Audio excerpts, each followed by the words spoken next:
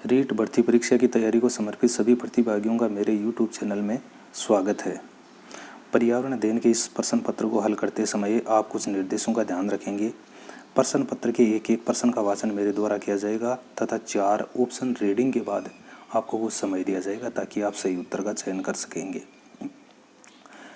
पर्यावरण अध्ययन के इस प्रश्न पत्र में आपको विश्वास कर देना चाहता हूँ कि इस प्रश्न पत्र के सभी प्रश्न आपके पाठ्यक्रम की सभी 6 इकाइयों से बिंदुवार लिए गए हैं। प्रत्येक इकाई से कुल 5 प्रश्न शामिल करते हुए कुल 30 प्रश्न आपके सामने आएंगे। प्रत्येक प्रश्न का उत्तर पूर्णतः शुद्ध रूप से मेरे द्वारा बताया जाएगा। सभी प्रश्नों की शुद्धता की जांच के पश्चात स्वयं के द्वारा हस्तलिखित रूप से मेरे द्वारा ये सभी प्रश्न तैयार किए गए हैं। एक सबसे महत्वपूर्ण बात यह है कि यह प्रश्न पत्र उन्हीं विद्यार्थियों और अभ्यर्थियों के लिए है जिन्होंने वाकई में बहुत स्तरीय तैयारी कर रखी है और रीट में आने वाले प्रश्न पत्र की कठिनता और स्तरीयता का पूर्णतः ध्यान रखा गया है। बाकी प्रश्न पत्र को देखने के बाद ही आपको खुद स्वयं को पता चल जाएगा। तो शुरू करते हैं आज का पहला प्रश्न। देखना, पहले प्रश्न में 2 सूचियां दी गई हैं जिनको आपस में सुमेलित करना है और इसमें बताया गया है कि पहला ऑप्शन में ए है वो संकलनात्मक मूल्यांकन है। तो इसका मिलान है, संकलनात्मक मूल्यांकन है, वो किसके साथ में मिलान होगा आप जल्दी से देख लें। निदानात्मक परीक्षण का किसके साथ में, उपचारात्मक शिक्षण कौन किसी के साथ में सुमेलित होगा, व रचनात्मक जो परीक्षण मूल्यांकन है वो किसके साथ में सुमेलित होगा। तो मैं आपको इसका उत्तर बता रहा हूँ कि जो संकलनात्मक मूल्यांकन है वो 3 नंबर के साथ में मिलान हो जाएगा और निदानात्मक परीक्षण है उसका 4 नंबर के साथ में मेल होगा। उपचारात्मक शिक्षण है वो कमज़ोर अधिगमकर्ताओं के लिए उपयुक्त कार्य योजना का स्वरूपण है उनके साथ में। और रचनात्मक मूल्यांकन प्रगति की निगरानी हेतु किया जाता है। तो पहले ऑप्शन का जो सही उत्तर है वो बी ऑप्शन है, वो सही हो जाएगा। उसके बाद में अगले प्रश्न की तरफ चलते हैं।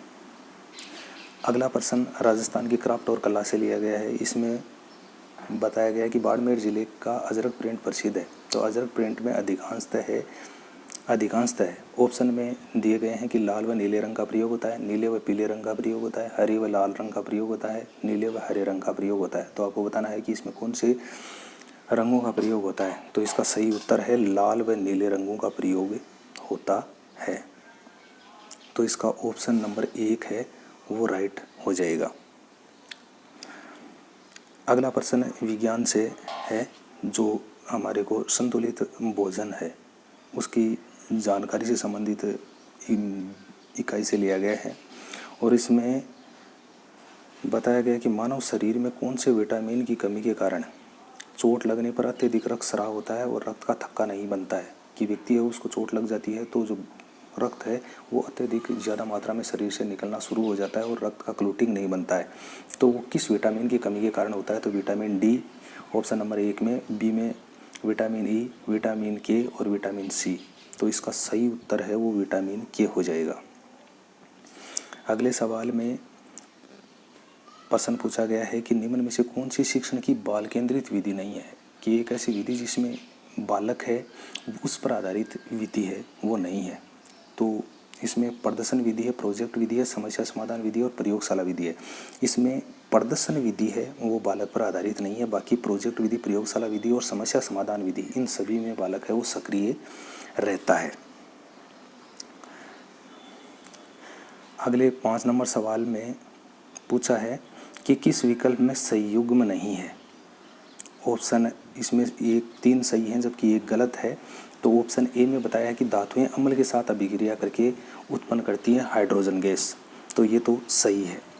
अत्यधिक क्रियाशील धातु सोडियम को रखा जाता है मिट्टी के तेल में। तो ये भी इसमें सही है। विद्युत का कुचालक ग्रेफाइट को बताया गया है। नीचे के ऑप्शन में उष्मा की सर्वोत्तम चालक धातु चांदी को बताया गया है। तो उष्मा की सर्वोत्तम चालक धातु चांदी है, ये भी सही है। इसमें ऑप्शन नंबर 3 है विद्युत का कुचालक ग्रेफाइट को बताया गया है। इसमें विद्युत का जो कुचालक ग्रेफाइट न होकर ग्रेफाइट विद्युत का सुचालक है। अतः ऑप्शन नंबर 3 है वो इसका गलत उत्तर हो जाएगा, यानी कि इन तीनों में से जो युग्म सही नहीं है वो 3 नंबर होगा। आगे के प्रश्न में हमारे आवासों के आसपास अनुपयोगी अपशिष्ट पदार्थों के निस्तारण हेतु 3R विधियों का प्रयोग किया जाता है, इनमें से जो नहीं है उसका चयन करें। तो इसमें 3R का प्रयोग किया जाता है। इसमें पहले में दे रखा है रिड्यूस, उपयोग की मात्रा कम करना, दूसरे में रीयूज, पुनः उपयोग में लेना, सी में लिखा है रिसाइकल, पुनः चक्रण, और डी है रेस्क्यू, बचाव। तो इसमें जो रेस्क्यू वाला ऑप्शन है ये सही नहीं है। तो 3R के अंतर्गत ऊपर के जो 3R हैं, रिड्यूस, रीयूज और रिसाइकल, यही शामिल होते हैं। तो इस 6 नंबर प्रश्न का 4 नंबर ऑप्शन है वो गलत हो जाएगा।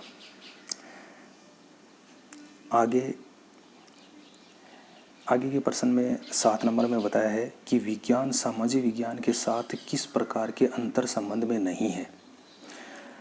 तो विज्ञान का सामाजिक विज्ञान के साथ कौन सा अंतर संबंध नहीं है, इसमें आपको ये बताना है। पर्यावरण अध्ययन से निकाले गए निष्कर्ष वैज्ञानिक निष्कर्षों के समान वैध और विश्वसनीय नहीं होते। आगे के ऑप्शन में दे रखा है कि विज्ञान हमें प्राकृतिक जगत की वास्तविकताओं से अवगत कराता है। पर्यावरण अध्ययन में खोज विधि, अनुसंधान विधि प्रयुक्त होती है। सूक्ष्म विज्ञान यह सिद्ध करती है कि सूक्ष्म जीव ही अपघटन क्रिया द्वारा पोषक तत्वों को पुनः मृदा में पहुंचाते हैं। तो इसमें ऑप्शन नंबर 1 है वो इसमें गलत हो जाएगा, बाकी सभी सही हैं। पर्यावरण अध्ययन से निकाले गए निष्कर्ष वैज्ञानिक निष्कर्षों के समान वैध और विश्वसनीय नहीं होते, तो ये इसका गलत उत्तर हो जाएगा।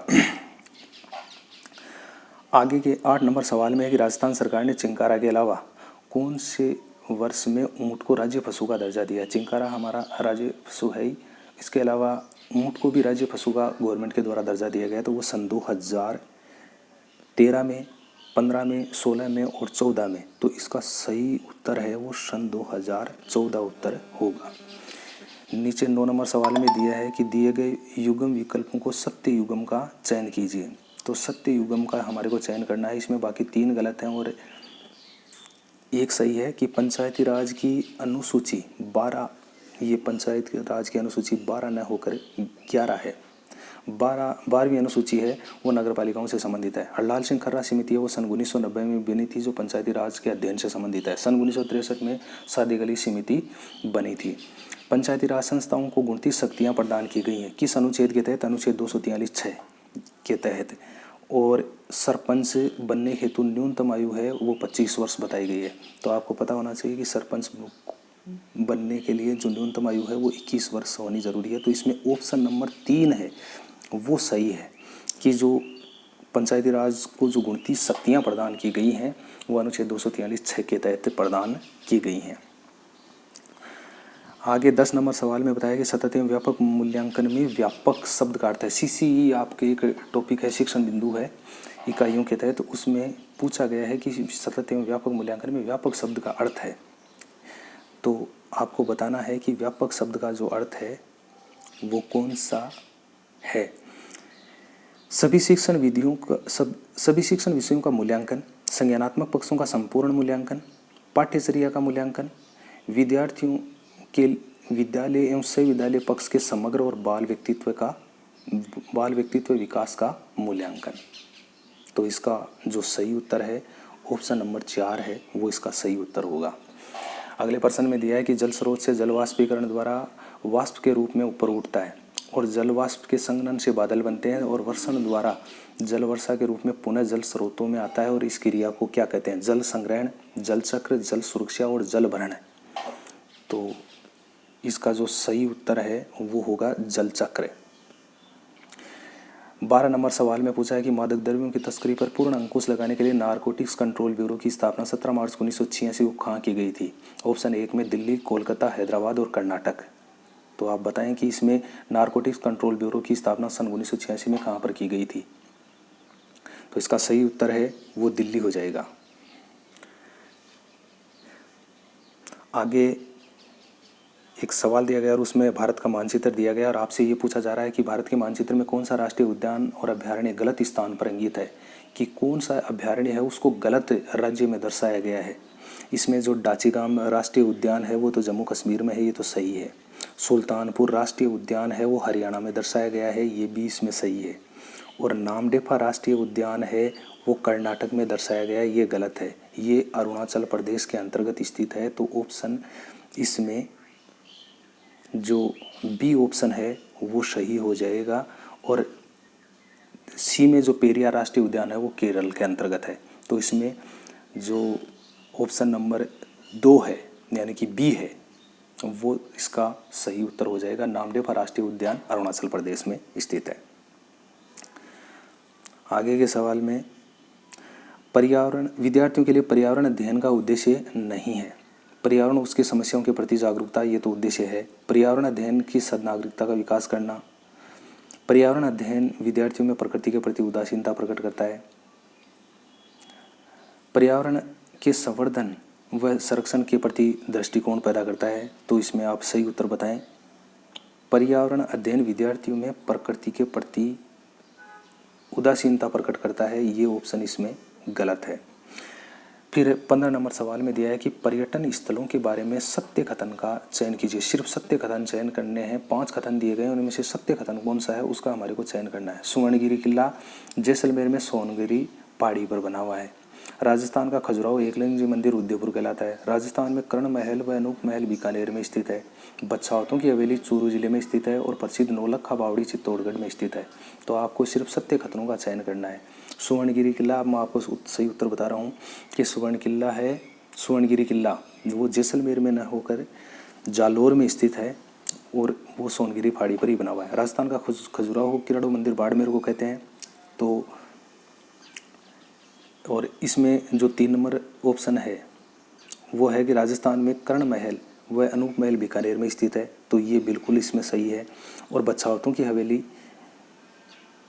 चूरू जिले में स्थित है। तो बच्छावतों की हवेली बीकानेर में स्थित है। और प्रसिद्ध नौलखा बावड़ी है वो चित्तौड़गढ़ में न होकर डूंगरपुर में स्थित है और रानी प्रिमल देवी ने बनवाई थी 1586 ईस्वी में। तो इसमें सिर्फ और सिर्फ 3 नंबर ऑप्शन यानी कि सिर्फ 3 सी ऑप्शन है वो इसका सही उत्तर होगा। अगले सवाल में हम देखते हैं 16 नंबर सवाल में कि निम्न में से कौन सी शिक्षण अधिगम सामग्रियों में एक गतिविधि सहायक सामग्री नहीं है। जिसमें गतिविधि नहीं हो रही है ऐसी सहायक सामग्री कौन सी नहीं है। ओवरहेड प्रोजेक्टर, नाटक प्रदर्शन और क्षेत्र भ्रमण। तो इसमें ओवरहेड प्रोजेक्टर है OHP है वो गतिविधि पर आधारित नहीं है, ये अपने आप में एक उपकरण है। और बाकी नाटक है, प्रदर्शन और क्षेत्र भ्रमण में हम गतिविधि आयोजित करते हैं। 17 नंबर सवाल है। 17 नंबर सवाल में आपके इकाई से लिया गया है कि विभिन्न प्रकार के जो प्रदूषण हैं उनमें से कि वायुमंडल में जब CO2 की अधिकता हो जाती है तो यह प्रदूषक की कार्य करती है। कि वायुमंडल में जब CO2 की अधिकता हो जाती है तो वो प्रदूषक का कार्य करने लग जाती है। कैसे कि CO2 वायुमंडल में ऊष्मा को जाने से रोकती है, वायुमंडल में ऊष्मा को जाने देती है। CO2 का ऊष्मा से किसी तरह की प्रतिक्रिया नहीं करती है। उपयुक्त में से कोई नहीं। तो इसमें बताना है कि कार्बन डाइऑक्साइड है वो एक प्रदूषक का कार्य कैसे करती है। तो इसमें जो A नंबर ऑप्शन है वायुमंडल में ऊष्मा को जाने से रोकती है। और वायुमंडल में अत्यधिक ऊष्मा के हो जाने के कारण आप ये जानते हैं कि जो ग्लोबल वार्मिंग की जो समस्या है वो कार्बन डाइऑक्साइड गैस के कारण ही होती है। अगले 18 नंबर सवाल में पूछा है कि जीव जंतु और उनके आवास से संबंधित युग्म कौन सा है, कि कौन सा एक युग्म है वो सही है। इसमें भेड़िया है वो उसके बारे में अस्तबल में बताया है, ततैया, जाला, सुअर, शुक्रसाला और कठफोड़वा बिल में बताया गया है। तो आपको बताना है कि कौन सा जानवर है उसका निवास स्थल कौन सा है। तो इसमें भेड़िया है वो अस्तबल है वो सही नहीं है। अस्तबल में घोड़ों को रखा जाता है। जाला है वो ततैया है वो जाला में नहीं वो छत्ते में रहता है। सुअर है वो शुक्रसाला में रहता है। तो ये इसका ऑप्शन सही है। और कठफोड़वा पेड़ पे रहने वाला एक प्रकार का पक्षी है। तो इसमें C नंबर का ऑप्शन है 18 में वो सही है।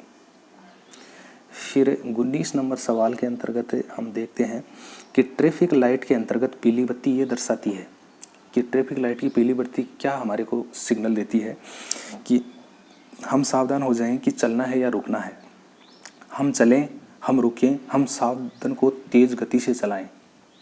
तो आपको इसका सही उत्तर बताना है।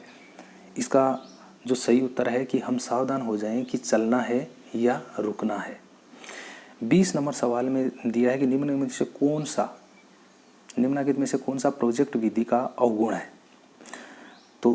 इसमें ये कौन सा एक अवगुण बताना है कि इसका एक दोष है प्रोजेक्ट विधि का, तो यह जीवन की वास्तविक परिस्थितियों से जुड़ा है, यह अधिगम के नियमों पर आधारित है, यह नागरिकता प्रशिक्षण प्रदान करता है और यह अत्यधिक समय लगाने वाली विधि है। तो इसमें 4 नंबर ऑप्शन है, ये इसमें सही बात है कि प्रोजेक्ट विधि का जो अवगुण है वो सबसे ज़्यादा है कि इसमें समय बहुत ज़्यादा लगता है, क्योंकि इसकी योजना और इसका प्लान बनाने में बहुत लंबा समय लगता है और उस प्लान को फिर हम एक्टिवेट भी करते हैं तब उसमें काफ़ी समय लगता है। तो ये इसका गलत उत्तर हो जाएगा। फिर आगे के प्रश्न को देखते हैं। भारत सरकार के कौशल कार्यक्रम के अंतर्गत प्रथम युवा कौशल दिवस कब मनाया गया? तो भारत सरकार के कौशल भारत कार्यक्रम के अंतर्गत पहला युवा कौशल दिवस है वो कब मनाया गया? 14 जुलाई 2014, 15 जुलाई 2015 और 15 जुलाई 2018, 15 जुलाई 2019। तो इस प्रश्न का जो सही उत्तर है वो आपके अनुसार क्या होना चाहिए? तो मैं आपको सही उत्तर बता रहा हूँ कि 15 जुलाई 2015 इसका सही उत्तर है। निम्नलिखित में से कौन सा पर्यावरण अध्ययन में प्रतिभाशाली विद्यार्थी की विशेषता को नहीं दर्शाता है? तो प्रतिभाशाली विद्यार्थी की विशेषता को नहीं दर्शाता है कि नए विचारों को शीघ्रता से समझना, कार्यों को तार्किक रूप से सही ढंग से करना, अपने कार्य को न्याय संगत ठहराने को कहा जाए तब न्यून संप्रेषण कौशल दर्शाना, क्या होगा यदि प्रकार के प्रश्न पूछने पर जिज्ञासा दर्शाना। तो एक प्रतिभाशाली विद्यार्थी है उसकी विशेषता कौन सी नहीं है? तो इसमें सी ऑप्शन है वो इसमें है कि अपने कार्य को न्याय संगत को ठहराने को कहा जाए तब वह न्यून संप्रेषण कौशल नहीं दर्शाता, बल्कि वह पूरे संप्रेषण सभी कौशलों का समुचित रूप से प्रयोग करते हुए वो अपनी बात को सिद्ध कर सकता है। तो इसमें सी नंबर का ऑप्शन है वो इसका उत्तर हो जाएगा। अगले सवाल में प्रश्न पूछा गया है कि जब वस्तु की स्थिति या आकृति में परिवर्तन किया जाता है तो उसमें एक प्रकार की यांत्रिक ऊर्जा संग्रहित हो जाती है जिसे कहा जाता है। तो उसमें चुंबकीय ऊर्जा, स्थितिज ऊर्जा, रासायनिक ऊर्जा और ध्वनि ऊर्जा, तो उसको स्थितिज ऊर्जा हम कहते हैं।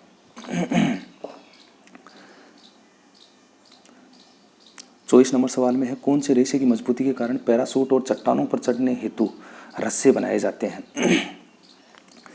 तो ऑप्शन ए में है नायलॉन, बी में रेयन, सी में पॉलिस्टर और टेरिलिन। कि पैराशूट और चट्टानों पर चढ़ने हेतु जो रस्से बनाए जाते हैं वो किस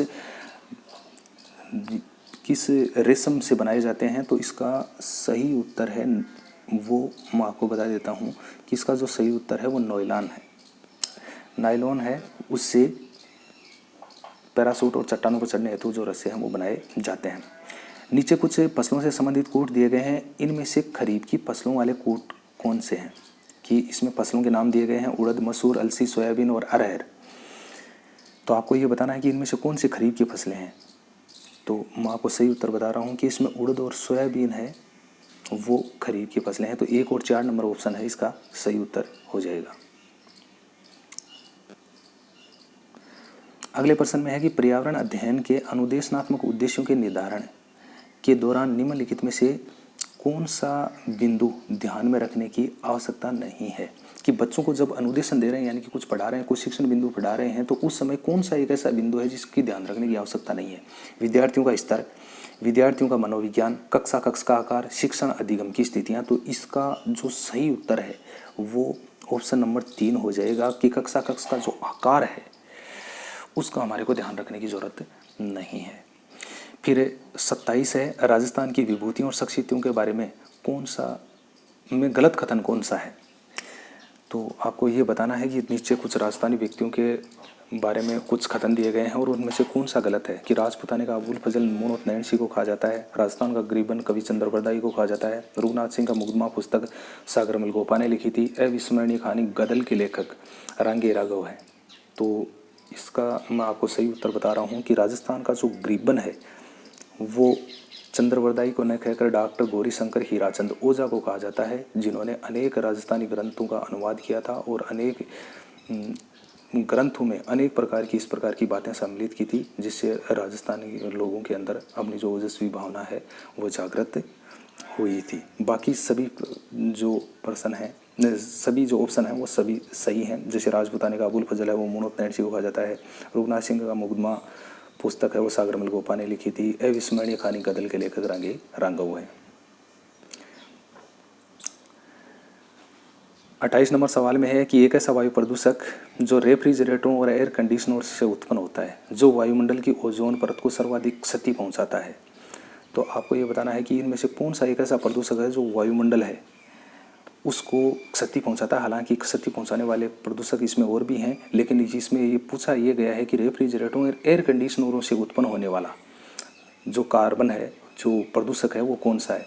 तो क्लोरोफ्लोरोकार्बन है, वो है इसमें ऑप्शन में, और सल्फर डाइऑक्साइड SO2 है, नाइट्रस ऑक्साइड N2O है, और कार्बन मोनोऑक्साइड CO है। तो इसमें ऑप्शन नंबर 1 है, क्लोरोफ्लोरोकार्बन है, ये इसमें सही है, जो रेफ्रिजरेटर और एयर कंडीशनर से निकलता है और जो वातावरण में उस विशेष तौर से ओजोन परत है उसको सबसे ज़्यादा क्षति पहुंचाता है। सल्फर डाइऑक्साइड और नाइट्रस ऑक्साइड, जिसके बारे में आप जानते हैं कि इन दोनों के मिश्रण से अम्लीय वर्षा धरती पर होती है। और कार्बन डाई मोनोऑक्साइड जो CO गैस है, एक बंद कमरे के अंतर्गत सिगड़ी जलाकर छोड़ देने के बाद में कुछ टाइम बाद में ऑक्सीजन है वो कार्बन डाई मोनोऑक्साइड गैस में तब्दील हो जाती है और कमरे में पूरे में CO गैस है वो हो जाती है। अगले सवाल में लिखा है कि एक परीक्षण जिस गुण मापन के लिए वह बना है वह उसी गुण की माप करता है, और परीक्षण की उस कसौटी को क्या कहा जाता है। कि जिस गुण मापन के लिए वह बना है उसी गुण की माप करता है, परीक्षण की उस कसौटी को क्या कहा जाता है। तो इसमें उसको कहा जाता है वैधता। शारदा एक्ट को समाप्त कर देश में नया अधिनियम। आपको ये पता ही है कि बाल विवाह से संबंधित शारदा एक्ट है वो सन 1929 में अधिनियम बना था और जो 1 अप्रैल सन 1930 को देश में लागू हो गया था। लेकिन उसी एक्ट को समाप्त करके देश में एक नया अधिनियम बना दिया गया है। वो कौन से वर्ष में बना था कि बाल विवाह निरोध अधिनियम 2004 बनाया गया है, बाल विवाह निरोध अधिनियम 2005 बनाया गया है, बाल विवाह निरोध अधिनियम 2006 बनाया गया है, और बाल विवाह निरोध अधिनियम 2007 बनाया गया है। तो इसमें जो सही उत्तर है वो आपको बताना है कि शारदा एक्ट को समाप्त करने के बाद में कौन सा अधिनियम बनाया गया है। तो इसमें बाल विवाह निरोध अधिनियम सन 2006 है वो बनाया गया है। तो ये आपके सभी एक के बाद में एक करके 30 प्रश्न आए हैं। आप के जितने भी जो प्रश्न हैं वो सही भी हैं, उसके कमेंट बॉक्स में कमेंट करके आप मेरे को ज़रूर बताएं और पूरी ईमानदारी से बताना है कि आपके 30 में से कितने प्रश्न सही भी हैं। और अंत में एक आपसे छोटी सी जो रिक्वेस्ट है कि आप इस चैनल को सब्सक्राइब कर लें ताकि आने वाले वीडियो का नोटिफिकेशन है सर्वप्रथम आपको मिल सके। धन्यवाद। जय हिंद, जय भारत।